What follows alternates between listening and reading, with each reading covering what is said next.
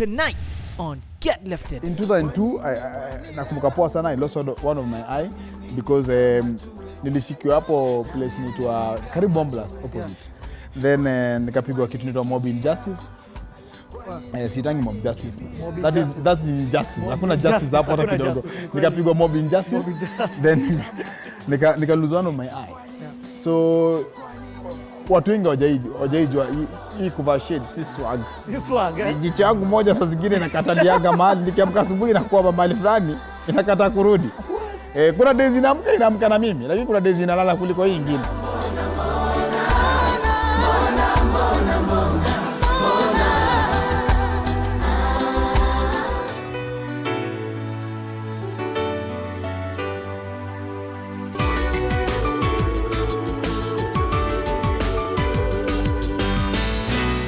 Ladies and gentlemen, boys and girls, viewers watching us from the comfort of your home, welcome to another amazing edition of Get Lifted on K24. As you can see, things are a bit different today. Yep, because this is a special interview. I am your host. My name is A-Star. A-Star means the light that leads to the light, like the star that led the wise man straight to Christ. And as I was saying, today is going to be a different interview. With me, I've got Africa's secular gospel, name it. We've got the biggest artist in Africa. Yeah, I said it. We said it on K24. This guy has done amazing things in the gospel music industry, especially right here in Kenya. We all know who he is. Give it up for Daddy Owen. Daddy Owen. Yeah. Introduce to? Niseme nini bwana? Wewe ni nani jo? Mimi ni kijana mmoja kanaitwa Owen Mwatia. My real name is Owen Mwatia. Yeah. And my stage name is Daddy Owen. AKA Papa Fololo. AKA ni mingi hata siwezi maliza. Tupatie tu mbili. Wacha tuachie hapo. So, basically I'm a gospel artist. Yeah. Very many people wanijua through my gospel songs and all that. Yeah. And here I am today with A-Star to make up tunakuona this light that ina lead to the light. But like the wise men lead to Christ. Interview ni hapo bana. Wacha tubonge. So Owen, you know, a lot of people know you musically. So for the first segment of the interview, I want to start from even before the music. Yeah. Nataka kwanza, I mean, umeokoka? Of course. When tell us about when did you get saved? Tell us before you hata kabla utoe ngoma ya kwanza. I got born again in 2003 May. 2003 May. Yeah, 2003 May. Because nakumbuka 2004 is when kutoa ngoma yangu ya kwanza. Yeah. But 2003 May, there is when a good friend of mine called Harry G. Alinipreachia for 7 years bana. Alikuwa ananifuata tu kila siku. Wewe okoka bana. Anakuja kwangu anagonga mlango, niko na kadem kwa nyumba. Wewe hata ukatae na kusikia, okoka. But eventually I saw the light. You saw that. What were you doing before you got saved? Random question. Okay, after high school, you know me, I grew up in Shags. Yeah? So after high school, I came to Shags Nairobi. wapi? Ushago Kakamega. Kakamega? Buri mundu bwana. Tunaka Kakamega bwana. Ndio mtata wewe ngo bwana. So from Kakamega I came to Nairobi in 2000. The year 2000 is when I came to, because I majored at school in 1999. So 2000 is when I came to Nairobi, and life was tough because when you look at Nairobi now, you live with your dad, yeah, and you need to look, you know, for our culture, our culture is when you're 18 you can't stay with your mom and your dad in the same house. Lazima kila mtu ashike njia yake. So the problem was my dad and I alikuwa anafuata the same culture. As tunabili bado tunaishi naye kwa nyumba moja. So he was like, no, you guys need to move out. Yeah. And he didn't care pale tutaenda and all that. You and your bigger brother Rafton. Yeah, me and bigger brother Rafton, yeah. So Rafton by that time is when alikuwa hajaokoka bado, because I remember him, he got born again in 2001. Yeah. So even for him, he was still trying to kushikilia mahali and to get the foundation and ground whereby at least he can stand stable and do his music. So from there is when we moved out and we started living in Umoja. We just chukua like a small house. I hear you are like 8 people in that house. Ilikuwa ndio Kambi Kristo. Kambi Kristo. My friend. Who are there? Just Kambi Kristo tulikuwa mimi, another guy called Ambassador from Uganda, yeah. And then DJ Josh, and then Porcupine, then SK Blue, then Sakata, and Mike mwenyewe. Mike, yeah. Yeah, Mike Sakata. And then we have so many guys there. Wow. But it's so amazing that you've said that, because all those names, we know them. Yes. Those have become guys who've gone from nothing. From one, all of you were in one house together. Yes. Okay, tuendele. It's like we used to live in that house, because I remember that time we used to have a fellowship. Yeah? Every evening, kuja prayers and all that. It was a very small house, but tunachanga kila mtu 5 bob, 10 bob, we buy food. Since how food ya maana ilikuwa ni mayai, ugali, na kamboga hapo kiasi. Humble beginnings, Yes. kweli. So let me ask you, now after that you did a song called Haijalishi. Yeah, that that was Daddy Owen's intro from the album. Haijalishi, Haijalishi, yeah. Itself, it's used to call Haijalishi. Haijalishi, yeah.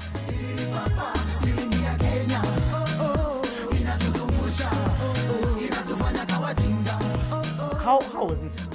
It was tough because, you know, for me, I think my first album, it had very good songs. Yeah. Okay, that's according to me. That's my opinion. It had very good songs. Yesu. Yes, you understand? Yeah. But it was so hard because at that time... Hebu kwanza imba ngoma moja kutoka hiyo album. Shilingi ya Kenya, oh oh, inatuzungusha, oh oh, inatufanya kawajinga, oh oh, oye, siriri papa. You understand? I had great songs, but that album is one of my favorite albums. But the problem was, at that time, my bro was doing music. You understand? Rafton now, yeah. You understand? At that time, Rafton was very, very big. You understand? Mwikulu. Yeah. He was like one of the first guys to do rap and all these things to be accepted in church. So whenever I used to check a song, guys are like, we are not going to anaimba. You understand? So no one was paying attention to what I was doing.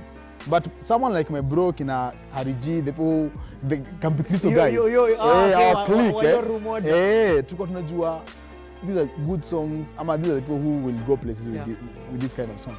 So my album, I really struggled. But my bro was there to support me all the way because I remember he introduced me to Kina RK. I didn't know Kina RK, I didn't know Kina Sakata, all these people. So eventually is when I met all these guys and decided to do my album, and we recorded a full album. I mean, I really like the fact that you talked about your bro, because all the time, every time I see you receiving an award, I mean, now may receive more. We'll get more into that later. Yes. But you're always thanking your bro. What can you say about your bro? Was your mentor? Of course. He's your mentor. Yeah. He was your brother and he was your mentor. What can you say about having a mentor?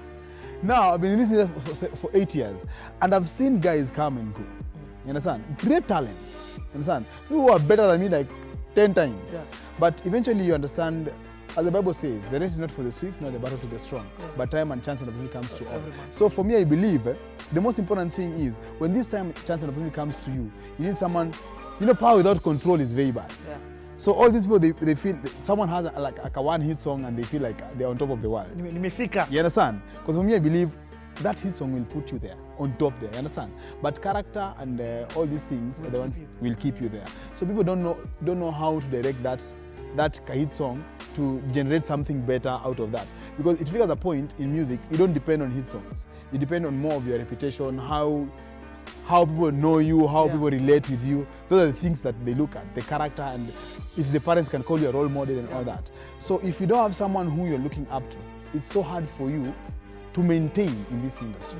So for me, someone like my bro Rafton guided me in very many ways. He was like, do this song, don't do this song, don't release songs kila saa umeshinda umetoa tu ngoma hapa na pale, you understand? You need to know how the industry is going. You understand? All these things, you need someone who's been there. You know, them, they were pioneers. So all of us, we're just stepping where Wally stepped kitambo. There's nothing new under the sun. And it's Owen, only videos na change kidogo, but there's nothing new under the sun. I like that. And Owen, you actually did what your brother did. Yes. Under you, we've talked about many artists who've come, even who've been on this Get Lifted show. Alan Aaron came as a result of you into the public light. We'll talk about Danko. Yes. So let's move. You released this great album called Haijalishi. At time I wasn't saved.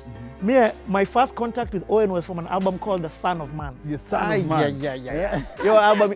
Just give the viewers at home a song from that album. The Son of Man ilikuwa na song small, but lakini mmoja ilikuwa we are one them, how we are one them to know. Hallelujah, we are tell them how we are want them to know about Jesus Christ. Hiyo ngoma ilikuwa na wase kibao one them. Ilikuwa wase one Gideon's Army. Yeah. So now, Owen, what is that when the recognition and the lack of better word, respect? Is it that when people started noticing, Allah, whom says he one hit wonder, who see Brother Warafton? This is an artist of his own. Not yet. Bado? Not yet. Okay, Son of Man. Just tell us then a bit about Son of Man. Why did you, what inspired that album? Son of Man was very different because at that time, I was, Haijalishi, it was more of like a stepping stone. Now, you need to know who Daddy Owen is and all that. So Son of Man, it was, when you're still very young, you want to prove something. You understand? You still love hip-hop, you still love raga, you understand? You want to do deep, do like raga deep, kabisa, paka you change the accent and all that. But at the end of the day you discover, eventually, ukishaendelea kimziki, you discover there are things you do, maybe they just make you happy, but I just like a food kwa meza. There are songs, I know even you do hip hop. There are songs you do, you're like, this is tight, man. This is tight. In yangu. But at the end of the day, you find that the only hip hop heads or relate to it. But this is to nafanya raga, the raga shoulders, when you hip hop heads, this is my raga shoulders. Raga shoulders are relate to it. I'm on relate. Umeelewa. Wame relate. Yeah, those days, but wame relate lakini they can't buy the song. They don't buy the song. They don't call you for shows and all that. So eventually, music is quite tough. So the Son of Man, for me, it was I can say like an eye opener. I think from there is when I discovered now your style. You understand.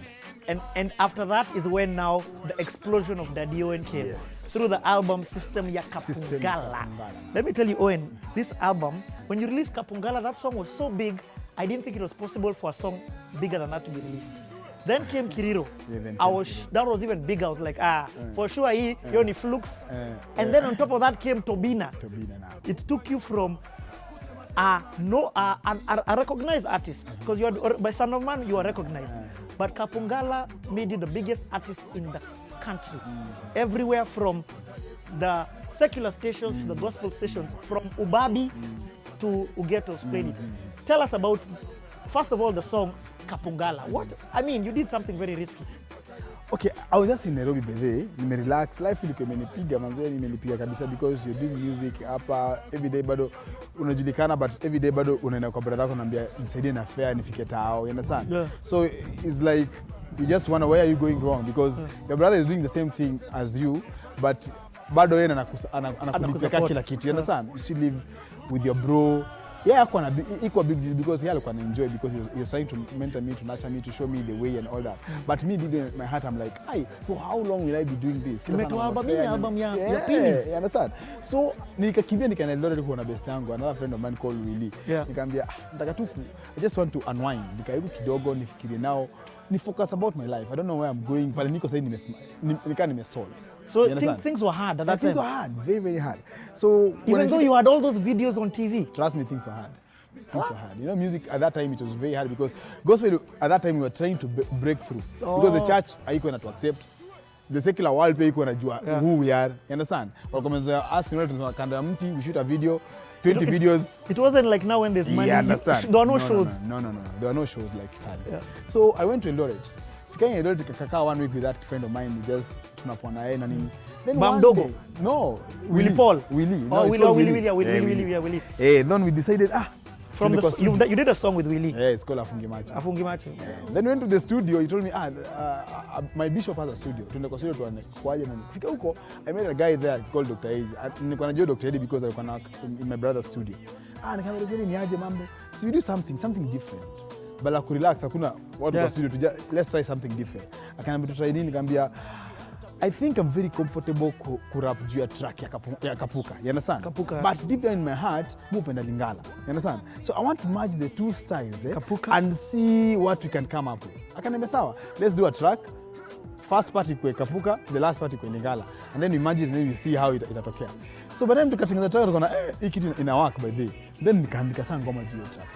Ngoma juu. Hata sikuwa na chorus, nikaanza kuandika ngoma juu ya track nikaandika. Then eventually nikarecord. So when I came to Nairobi, the first person to listen to that song was Kaberere and DJ Soxy. And they're like, wow. Ingoma? Because at that time, ndo fundi ambao ilikuwa shika kabisa. Yes. You understand? So I knew Kaberere atalete because ashafanya. And that time there was only one gospel station at that time. Yeah. One gospel platform. Yeah. So nikaongea na Soxy, by that time kulikuwa na ile power, iko na power radio or something sasa. Nikapeleka sasa. And let me tell you, when that song released, it got played on all stations. All stations, crazy. I mean, across the board, across the board. And that thing brought you a lot of success, financially, but also in terms of awards. Yes. Owen, I hear, first of all, how was it winning all those awards? I mean, Owen, you didn't take one. Ulizichukua zote. Everything that you are nominated to, nasikia tu, and the winner is Owen. Daddy Owen, male artist ni wewe. And you didn't do it for 1 year. You did even the next year. And the year after, even you started giving out your awards to people. It was crazy. By the most amazing thing people don't know about Groove Awards is, you know, from 2004, that's when my brother alianza kushinda. Yeah. You understand?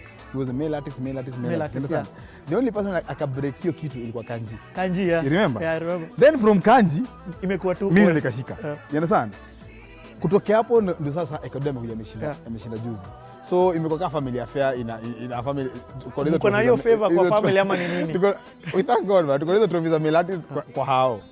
But okay, yani when we come back, we're going to go more now into the new album. Yeah. Utamu ya Mwisho, we're going to go into Bona. We're going to, in fact, nimesikia umekam na Denno. Ukija na Denno. Umekam na Denno. Yes. We're going to have you. So right after the break, viewers, do not go anywhere. This is a special interview with Daddy Owen, aka Papa Fololo, le gramo pa Jimo Golomba. Who I'm saying, and on Get Lifted, and he's going to share more about things like the Malaika Awards, things that you don't even know about. He's going to share some secrets, including the ambassador position. Najua dosa hizi shilingi ya Kenya ni mamilions ya Kenya.